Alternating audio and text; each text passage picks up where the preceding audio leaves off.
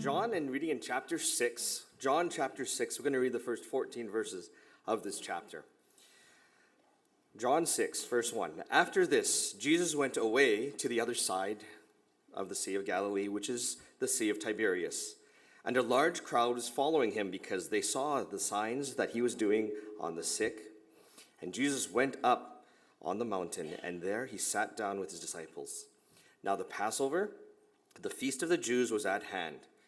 And lifting up his eyes then, and seeing that a large crowd was coming towards him, Jesus said to Philip, "Where are we to buy bread, so that these people may eat?" Now he said this to test him, for he himself knew what he would do. Now Philip answered him, 200 denarii would not buy enough bread for each of them to get a little. One of his disciples, Andrew, Simon Peter's brother, said to him, "There is a boy here who has 5 barley loaves and 2 fish, but what are they for so many?" Jesus said, "Have the people sit down." Now there was much grass in the place, so the men sat down, about 5,000 in number. Jesus then took the loaves, and when he had given thanks, he distributed them to those who were seated. So also the fish, so as much as they wanted. And when they had eaten their fill, he told his disciples, "Gather up the leftover fragments, that nothing may be lost." So they gathered them up and filled 12 baskets with fragments from the 5 barley loaves left by those who had eaten. And when the people saw the sign that he had done, they said, "This is indeed the prophet who is to come into the world." The Lord will bless to us the reading of his word. I'm Jeremy. If you haven't met me before, I'm the lead pastor here at Ness, and I just want to take a few minutes to walk through this passage that we just heard read and understand what its meaning is for us. I thought that this was an appropriate passage as it talks about eating, which is something that we're going to be doing together in just a few minutes' time. And I hope we're able to find more than just a few loaves of bread and a couple of fish to feed us all. But if we do, I guess we'll trust in Jesus' ability to fill all of us. But last week I preached on a message in the book of Matthew. That's where we have been. And in the book of Matthew, it talked about the way in which it was revealing Jesus' mission here on earth. Jesus had a mission of why he came. And Matthew starts to explore that. And one of the things that we saw that he was doing was that he went to every town and every village. And it says that he taught them, he preached to them, and he healed. So in every town, every village, every place that he went to, he taught, he preached, and he healed. Now this passage that we have just heard read, it gives us a detailed view of what that looks like. It's got a microscopic view of what that looks like. And this miracle that Jesus performed by feeding the 5,000, it's actually found in all 4 Gospels. It's one of the only things that we find, miracles that we see in all 4 Gospels, so it has to be a significant an event.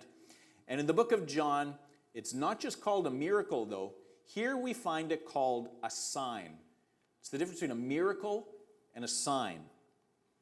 So that's one of the things that the book of John is actually known for.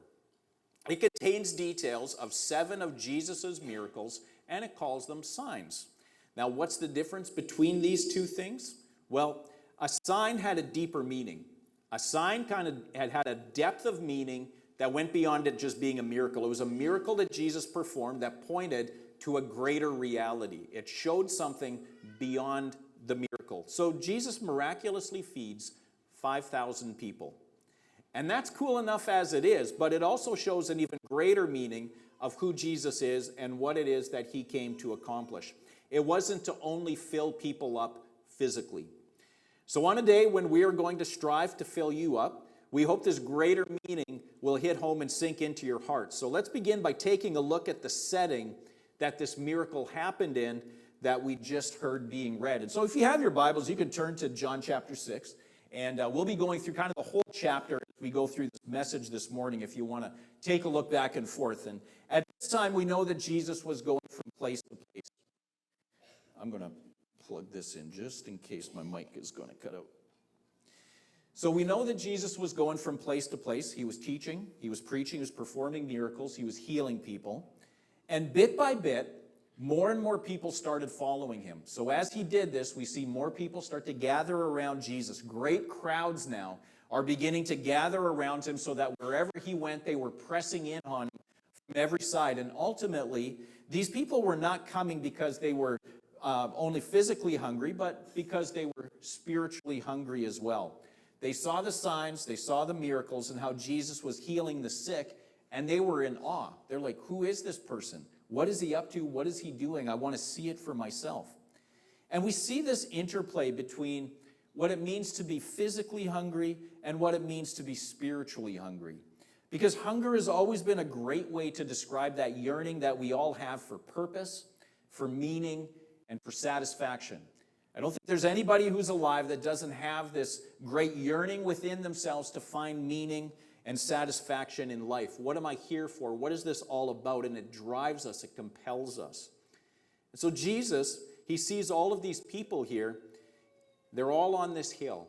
They're all sitting on the grass as we have heard, and he has compassion on them because they're far away from anywhere, and they've been following him for a long time, and they're obviously hungry. They're in the middle of nowhere. They're in a pretty remote